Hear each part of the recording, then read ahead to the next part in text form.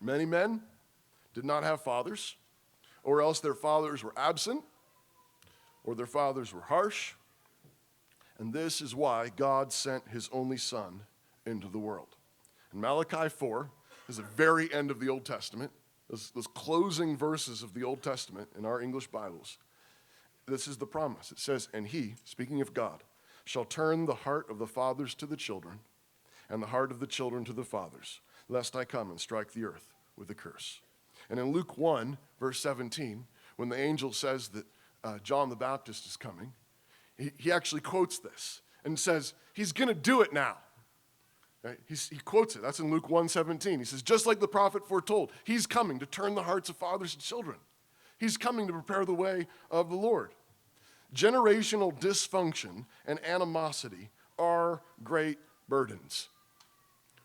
Generational dysfunction and animosity are great burdens, and when sin is not dealt with, it is a great curse. But Christ came to bear that curse. Christ came to deal with that curse, the curse of the brokenness between fathers and children, the curse that frequently overtakes families. Christ came to bear the curse of sin and heal the generations, and he does this by taking away our guilt and shame. He does this by becoming the curse. The death on the cross is a cursed death.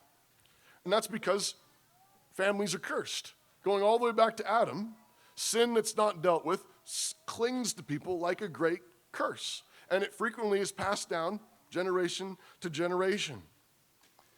Christ came to bear that curse. He does this by taking away our guilt and shame. But here's the thing. He restores families fundamentally by restoring us to God the Father. Right? There's a way of thinking about this. You can hear this. You say, he restores us to one another. He restores us to one another. And everything in you is thinking about the broken relationships you know of. The broken relationships in your family, the broken relationships in your extended family, or broken relationships in dear friends to you. And that's understandable. But the thing is, the way that God fundamentally restores those relationships is by restoring people to the Father. He restores us to those relationships by restoring us to the Father. He restores families fundamentally by restoring us to God the Father. In other words, the reason why there's brokenness in families is because, first of all, we've been alienated from the Father. There's brokenness between us and God the Father, and that's why there's brokenness manifest in our families. One way you could think about this is just, if it's a helpful picture, this is when I need a whiteboard. Is just picture a triangle with like a mountain peak. God the Father's up there, okay? Can you see it? And on one side you've got you, and over there is your dad, or you and your mom, or you and your grandpa, right? And you're separated by that bottom line, okay?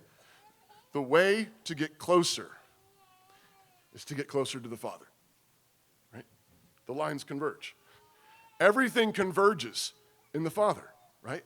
So sometimes, of course, there's obvious things you know you need to deal with. There's sin you need to confess. There's sin that needs to be dealt with. That's there. Sometimes you can get at it. Sometimes you can't get at it. Sometimes you tried and it didn't go well, right? What can you do in that situation? Draw near the Father. Draw near the Father. If you've drawn near the Father, no matter what the other person is doing, you've gotten closer to them. You think about that? No matter what the other person is doing, if you've drawn closer to the Father, you've gotten closer to them. They might not like it. They might not notice, but you have gotten closer to them because you've drawn closer to the Father. If you want a closer relationship with anyone, draw closer to the Father.